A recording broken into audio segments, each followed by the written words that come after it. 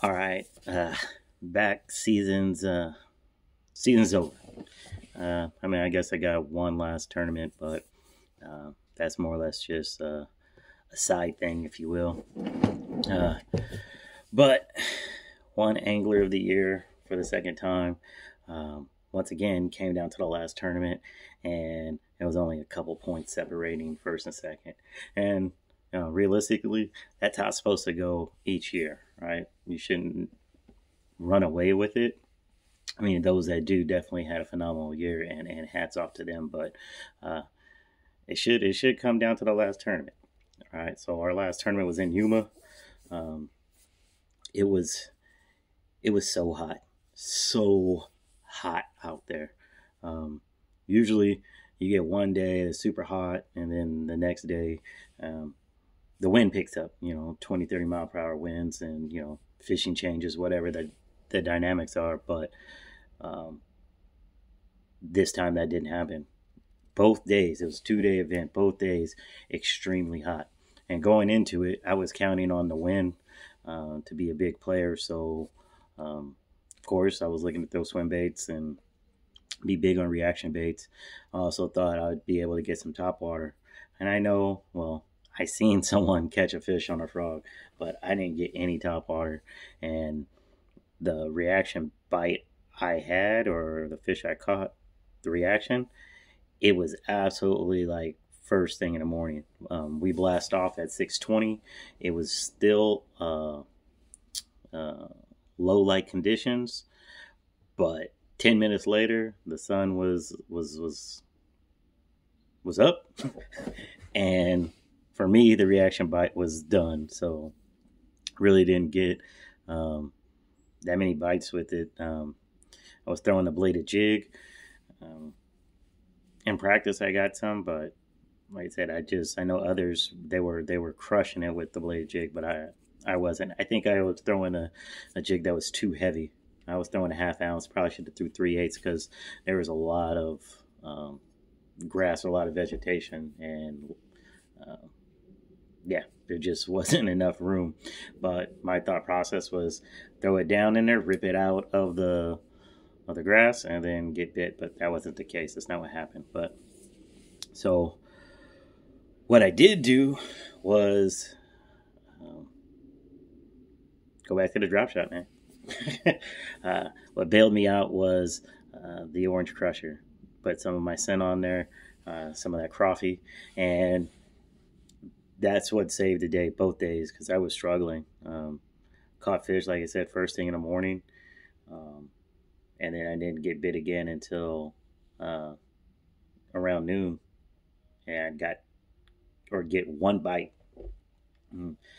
And in between noon and when we weighed in at 4, I didn't fish as clean as I could have.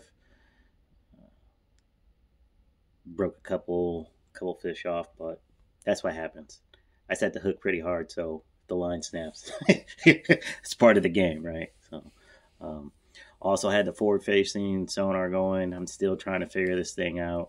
I see the fish, I see my bait, I see them eat, but there's no bite, there's no hookup, there's nothing. So I just got to keep at it, I guess, and figure out what I'm doing wrong. But um, yeah, day 2 was the worst one. I ended up having to sit like in one spot um, for the whole day to catch fish. They kept coming in and out. I would see them, and I would throw, and they would keep going.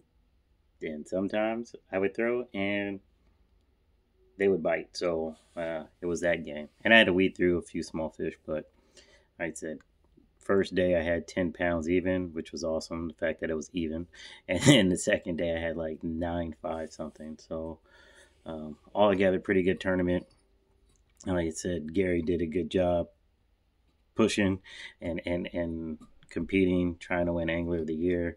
And I said I was just fortunate enough to get enough bites to make the magic happen. But um, once again, those that are um, still against the drop shot, which I don't understand why you would be, but um, You need to have that at the ready at all times, always on deck. And I get it.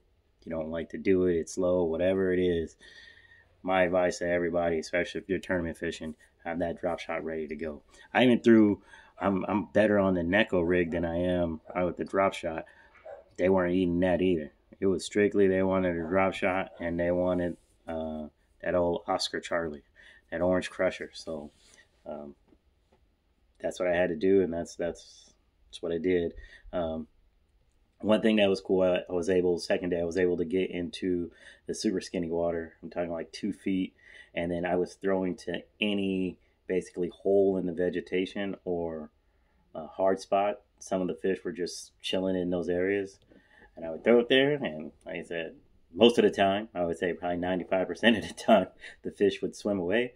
But the times that they stayed, they ended up biting. And I was able to catch a few fish that way. So once again, it was a grind. It was a lot of fun, but it was so hot, so hot. Um, Shout out to Darkka Marine. Yes, always made sure my boat and trailer were good to go. Long travels, had a good season, and um, couldn't ask for anything more. I stayed on the water, so that was good. And anytime I need something, I just give Derek a call and was able to make some magic happen. Um, Also, Titan Tungsten, just told you it was the drop shot that did the damage for me to pull off this Angler of the Year. So um, their weights definitely helped out. Uh, yes, I went through a lot because I was throwing into some heavy stuff, but it's where the fish are. So um, once again, shout out to Titan Tungsten. Also, Trika rods had the 2 new rods spinning, or not a combo, but spinning rods, 6X, 3X. Both of them performed phenomenally, and like I said, it definitely helped out because the other competitor said the bite was kind of weird too, but I was able to make some magic. Like I said, make the magic happen. At least feel the bites good enough and set the hook on a few um, to pull off Angler there. Once again, didn't win the tournament. Did not win the tournament. I think I may have taken like third or something, third or fourth. But Angler of the Year was what the big prize was, and that's what I was going for. So back to back, all the sponsors, thank you. It was a great season in 2025. Looking to go for a three-peat. All right, tight lines. Out.